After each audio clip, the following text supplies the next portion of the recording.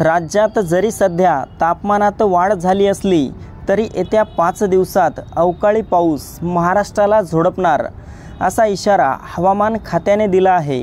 वादळी वाऱ्यासह आणि विजांच्या कडकडाटासह मोठा पाऊस राज्याच्या काही भागांमध्ये होणार आहे। कोकण किनारपट्टीसह मध्य महाराष्ट्र आणि मराठवाड्यात अवकाळी पाऊस बरसेल असा अलर्ट देण्यात आला आहे। तर मित्रांनो, जाणून घेऊयात हा पाऊस राज्याच्या नेमक्या कोणत्या भागांमध्ये होणार आहे याविषयी। पण त्यापूर्वी ताज्या बातम्यांसाठी आपल्या चॅनलला सबस्क्राईब करा आणि शेजारील दिसणारे बेल आयकॉन प्रेस करा, जेणेकरून आमचा येणारा प्रत्येक व्हिडिओ सर्वात अगोदर तुमच्यापर्यंत पोहोचेल। हवामान खात्याने दिलेल्या अंदाजानुसार सध्या चक्राकार वारे राजस्थान, मध्य प्रदेशात सक्रिय आहे।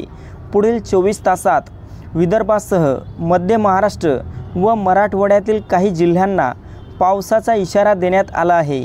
त्यानंतर उत्तर महाराष्ट्र, मध्य महाराष्ट्र तसेच मराठवाड्यातील काही जिल्ह्यांमध्ये अवकाळी पाऊस पडेल।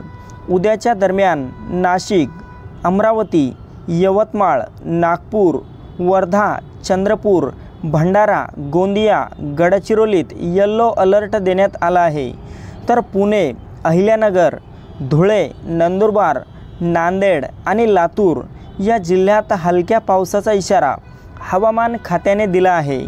तसेच पुढील 4 दिवस नाशिक, अहिल्यानगर, छत्रपती संभाजीनगर, जळगाव, धुळे, नंदुरबार, अमरावती, यवतमाळ, वर्धा, चंद्रपूर, नागपूर, भंडारा, गोंदिया तसेच गडचिरोलीत येलो अलर्ट देण्यात आला आहे। तसेच मुंबई, ठाणे, रायगड, पुणे, सातारा, बीड, जालना, परभणी, हिंगोली, नांदेड या जिल्ह्यांमध्ये पावसाची शक्यता वर्तवण्यात आली आहे। आठवडाभर संपूर्ण राज्यात पावसाची शक्यता आहे।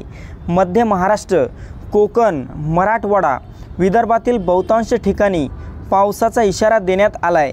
6 मे रोजी सातारा, पुणे, ठाणे, पालघर, नाशिक, अहिल्यानगर, बीड, जालना, छत्रपती संभाजीनगर, जळगाव, धुळे, नंदुरबार, यवतमाळ, चंद्रपूर या जिल्ह्यांना येलो अलर्ट देण्यात आलेला आहे।